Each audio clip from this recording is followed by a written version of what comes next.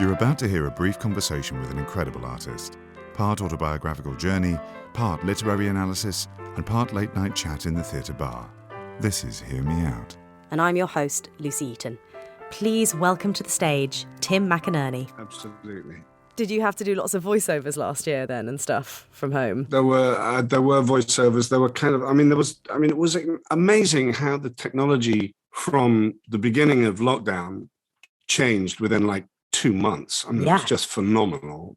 And quite frankly, I could barely keep up with it. But I had a lot of people on my side at the time. One of my best friends is a sound recorder, so he took me through all the stuff. But it was such a long time ago that I've completely forgotten everything I learned. Yeah, of course. We had, audio books and all sorts of stuff and actually plays. We were doing plays. You'd have 30 people or whatever on a Zoom call, but you're all individually recording. Yeah. And it's going through to a central sound engineer who's then having to mix it all together. It's kind of amazing. Those engineers, I have so much respect. I did a TV show over lockdown that was all filmed remotely. And the guy who edited that, I just have the utmost respect for how he took. We were not recording sound like this, like it was all on Zoom. So the way in which he manages, there must have been time delays where you could hear someone say their lines through the computer. The way that he managed to make it look so seamless, he's a miracle worker. I don't know how he did it. So, Tim, what speech do you want to talk about? It's bizarre because it's a speech from a play that I've never done on stage professionally. I did it as a student when I was 19. There was a thing. I was at Oxford, and there was a group called the Oxford University Dramatic Society, OUDS. That's what it says on the tin.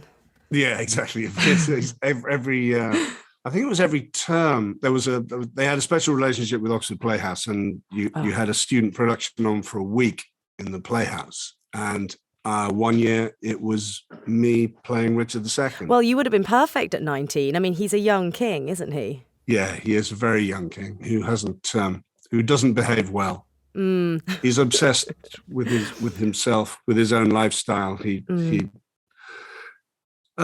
wastes money. He doesn't treat his friends or his relatives well. He doesn't treat the value of kingship. It is an extraordinary thing. It's very, very difficult to understand these days. But the whole thing of the divine right of kings was absolutely taken for granted. Yeah. That if you were king in the 15th century, 14th century, you were appointed by God.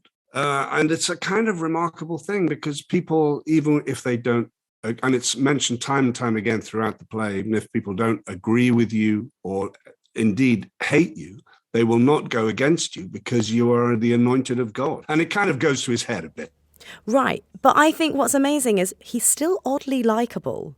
Like, I've seen Richard II just twice, and I liked him by the end of both. I know, I agree. You just think, all the evidence piles up against him throughout 2/3 of the play, and he's very, very intelligent and very witty. The extraordinary thing about the play is that it's like an early Shakespearean tragedy, but it's also a history play. It was an inflammable text that he wrote because he could have got into a serious trouble with it. In what way? But basically, he's putting on stage the actual deposition of a king. And nobody would dare to do that. He was very lucky not to be sent to the Tower at the very least. He could have been executed for treason. Elizabeth I went to see it and stormed out. Oh, really? And she actually, as she left, she said, "No, you're not, that I am Richard II." But I think that's one of the other interesting things when you were saying about the divine right of kings going to Richard's head. For a time where they really took it very seriously, there's a lot of takedowns that haven't happened in the last 100 years so much in the monarchy. Yeah, sure. If you need to, you can justify anything. They all cheated and murdered their way to the throne anyway. He was implicated in a plot to kill the Duke of Gloucester, which was partly on his way to the throne. Bolingbroke But it was used to be fashionable to double them, for actors to alternate the roles. Oh, interesting. So just before you go into that, can you explain for anyone who doesn't know Richard II well who Bolingbroke is? Bolingbroke is Henry. God. Yeah, one of the I've Henrys. actually forgotten. Yeah, he's Henry one of the the Fourth? Henrys. He's one of the Henrys. I think he's Henry yeah, IV. it's the beginning of the Tudor dynasty, which of course is Elizabeth I at the time of Shakespeare. So it's about, as far as the Elizabethans were concerned, it's about the beginnings of modernism. And if you're saying that's based on a false premise, it's an extremely tricky political thing to say. Yeah. This whole dynasty is based on the fact that we illegally deposed a king. Above and beyond that, it's about his journey to some kind of enlightenment. That's exactly what makes him so likeable as well. Like when I said that he's likeable, what strikes me is that by the end of the play in Richard II, even though you almost feel like all his bad behaviour is in spite of the good man that is underneath or something, and by the end he's so, you said enlightenment, but like he really seems to get it, and I think he seems very fragile and very vulnerable and very aware, like acutely aware of his situation. And I guess that's partly the speech that you wanted to choose. Absolutely. What is this speech? Where is this speech in the play? This speech is right at the end of the play. He has been deposed. He's been arrested by Bolingbroke. He's been thrown into a dungeon in Pomfret Castle. And basically he has the only thing he can do, as we say, because in essence he is a likable, intelligent person, is reflect on his life and realize the mistakes he's made. And so as the audience, you're party to this. I mean, he's working it out about what he's done. And he becomes, I mean, just during the course of the speech, becomes a better person. You know, and so, I mean, it's like everything with Shakespeare. It's not reflective, it's active. It's happening as you listen. Yeah. And I think he also knows he's going to die. He has learned something. He's gone as far as he can go. His life is not, because he liked being a king. I mean, you know, I mean, he's been punished by being deposed, but you don't get deposed from being a king and put in a prison at that time, expecting to be released at some point. Yeah. You know, so that's not going to happen. He's going to die. So did you fall in love with this speech back when you said you did it as a student? I think there was one thing that even though you're playing him at the age he is, I mean, obviously, you know, dealing with the mind of Shakespeare, I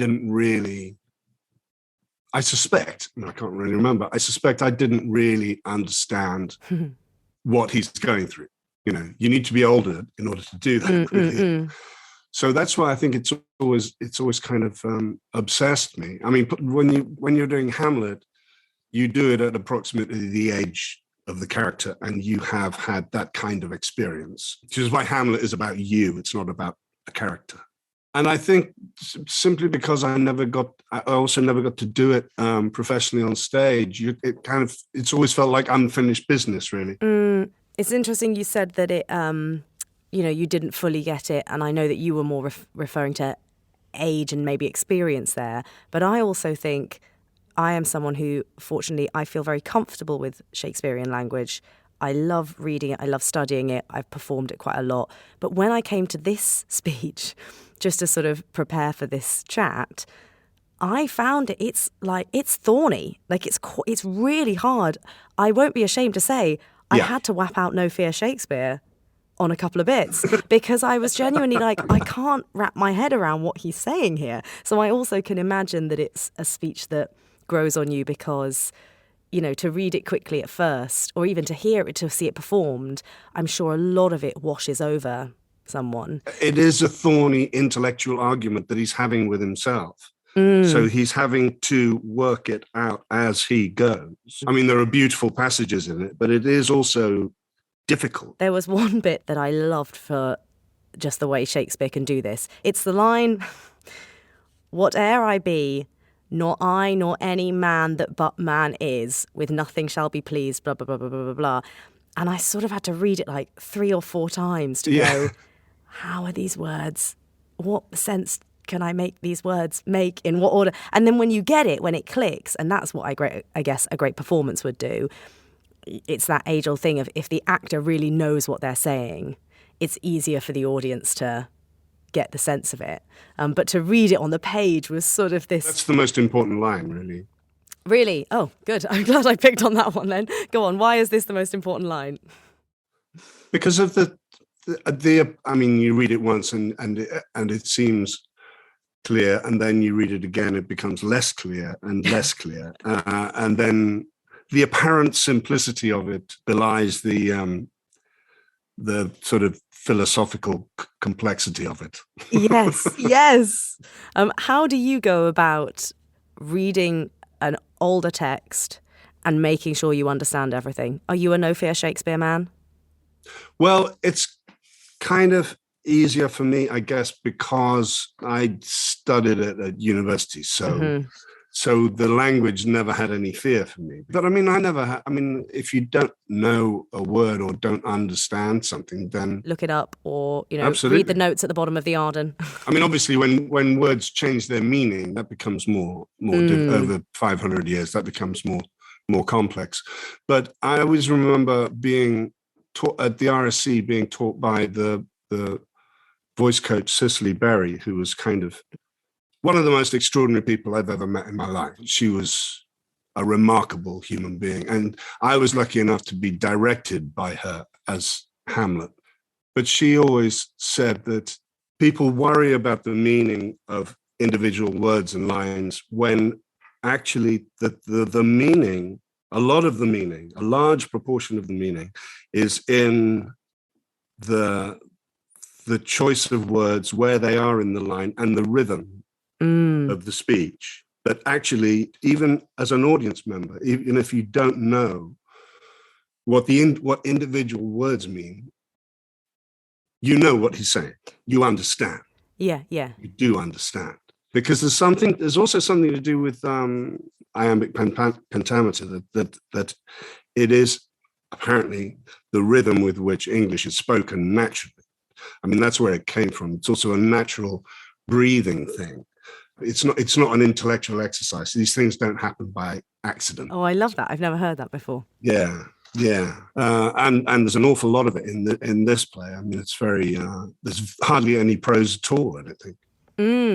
Are you a non-believer in natural recital of Shakespeare, if you know what I mean? I am a non-believer in natural recital of Shakespeare. I simply because I think it makes it more difficult to understand. Actually, because I mean, like I say, the rhythm of it, the natural rhythm of it, the rhythm in which it's written helps towards comprehension. If you try and say it as though it was written yesterday, it's just not going. In my opinion, it doesn't work. I think I agree with you. It also loses its beauty. Yeah, like it is a poem. The whole thing is poetry. I totally agree with you. I think there's room for, I love it when maybe the odd line is said in a very modern way, if it's to achieve a certain, a comic effect or a... Oh, sure, of course. There was another thing that Cicely Berry said, was that, I mean, she said, of course there are rules, but of course you can break the rules. Yes. But you have to earn breaking the rules. You have to know exactly what you mean and how it should be done before you decide to cut that line in half and leave a pause or whatever. There has to be a reason. Yeah.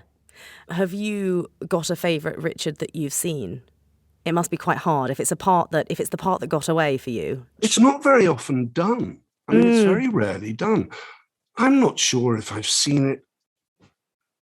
That's terrible, isn't it? I'm not sure if I've seen it on stage, actually. But I also think that makes sense because, I have an almost identical experience to you, actually, Tim, in terms of when I was at university.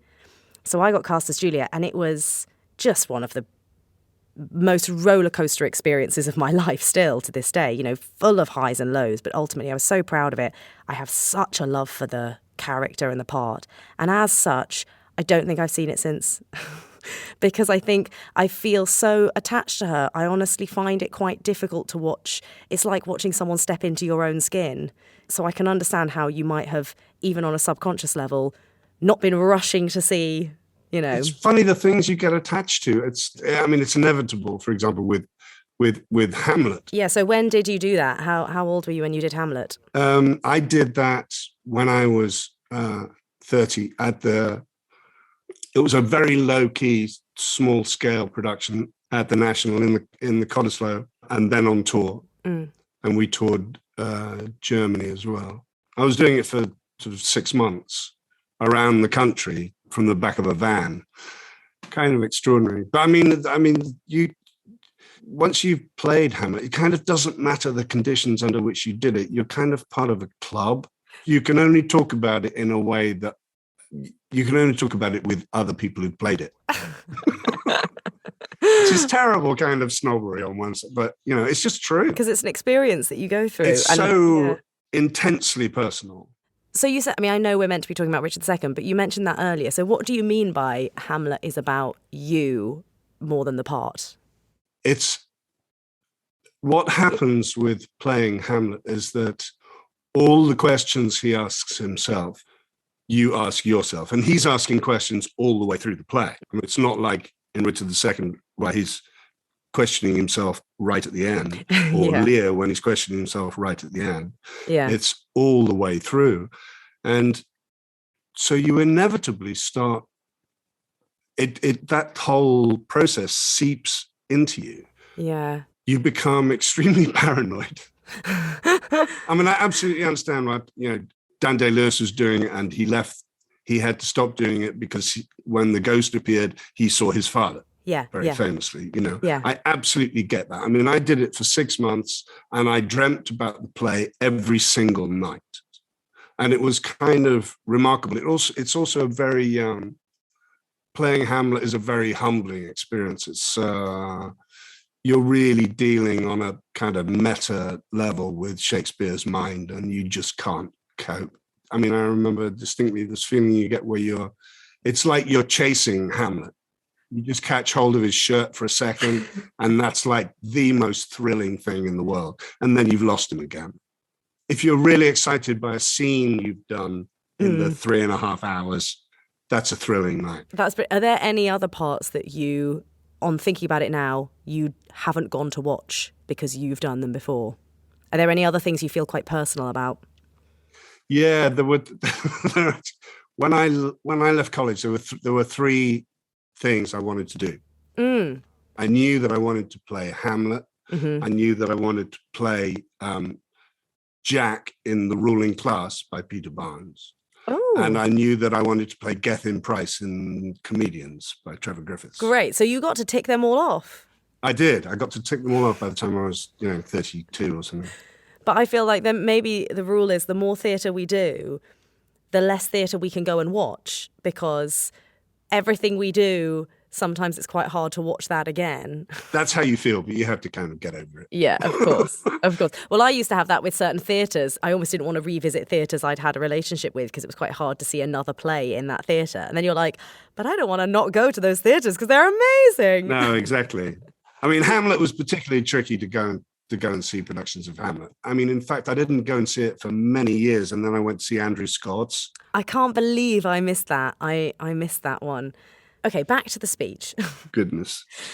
The weird thing about the speech is that, I've given some reasons for being obsessed with it, but actually, I don't really know why.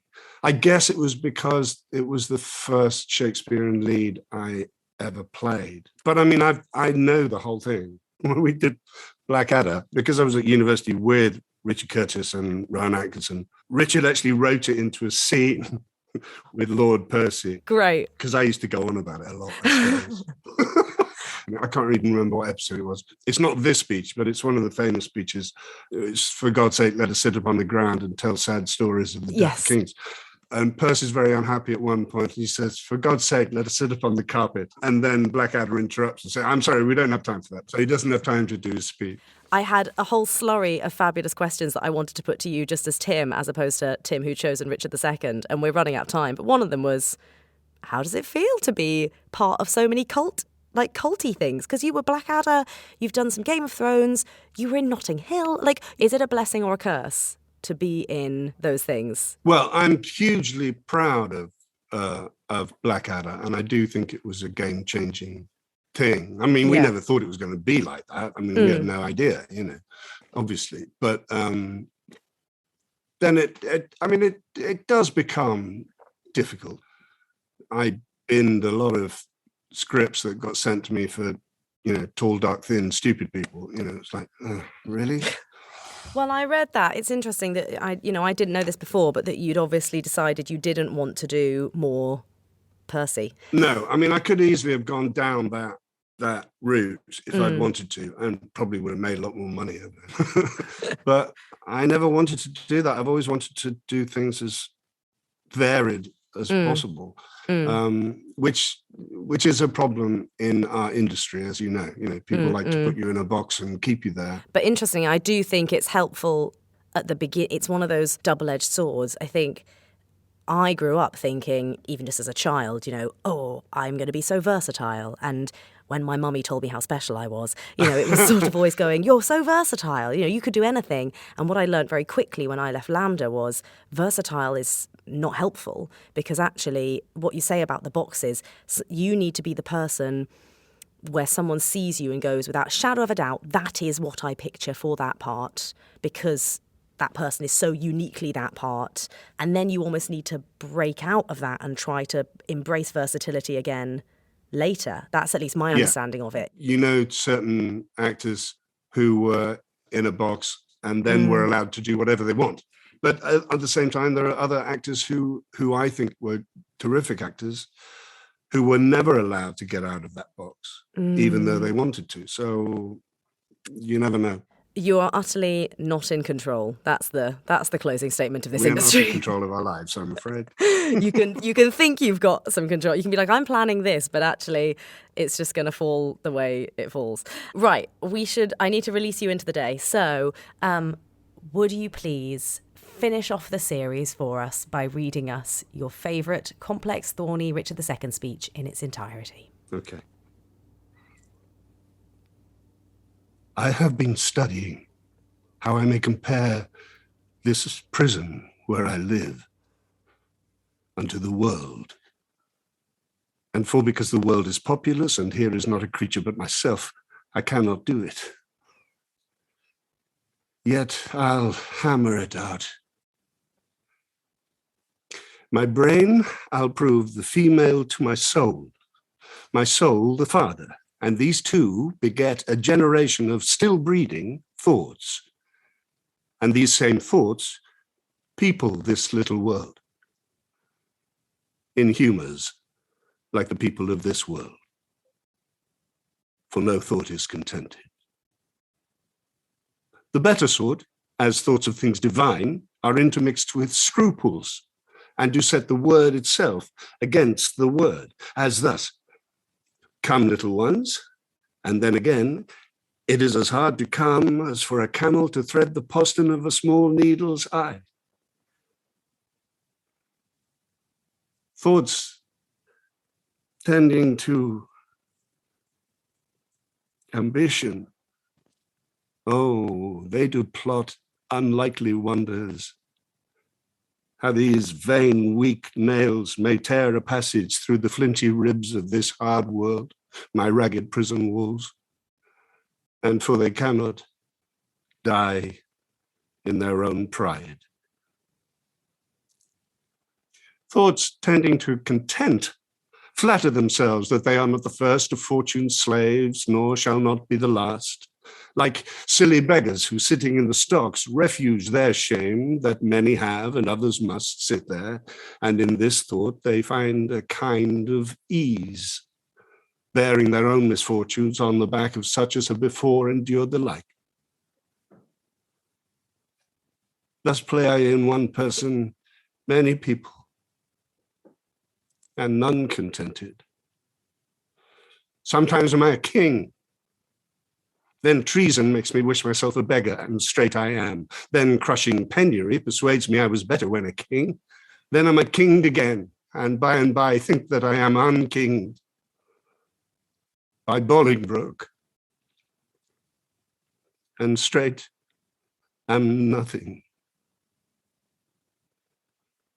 But whate'er I be, nor I, nor any man that but man is, with nothing shall be pleased, till he be eased with being nothing. Oh, music do I hear? Oh, keep time. How sour sweet music is when time is broke and no proportion kept. So is it with the music of men's lives. And here have I the daintiness of ear to check time broke in a disordered string. But for the concord of my state and time, had not an ear to hear my true time broke. I wasted time, and now doth time waste me. For now hath time made me his numbering clock. My thoughts are minutes, and with sighs they jar their watches on unto mine eyes, the outward watch, whereto my finger, like a dial's point, is pointing still in cleansing them from tears. Now, sir, the sound that tells what hour it is are clamorous groans, which strike upon my heart, which is the bell. So, sighs and tears and groans are minutes, times, and hours. But my time runs posting on in Bolingbroke's proud joy, while I stand fooling here, is Jack of the Clock. This music mads me, let it sound no more.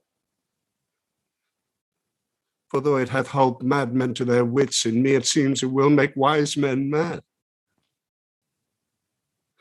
Yet blessing on his heart that gives it me, for 'tis a sign of love, and love to Richard is a strange brooch in this all-hating world. I have to say, everything we talked about, it made bits that didn't make sense to me made sense to me. Thank you so much, Tim. Huge pleasure. Does it feel lovely saying it? It does, always. Yeah, I love it. Hear Me Out is a Lucy Eaton Productions podcast. Music composed by Tristan Kay and artwork by Rebecca Bright. Our heartfelt thanks to the estates and license holders that allow us to read our guests' speech choices. If you've enjoyed what you've heard, please subscribe, rate and review. You can follow us on social media at Pod Hear Me Out and enjoy visual clips of the interviews on our YouTube channel. Finally, if you would like to support Hear Me Out, go ahead and click the Patreon link at the bottom of the episode bios. And watch this space for Series 3.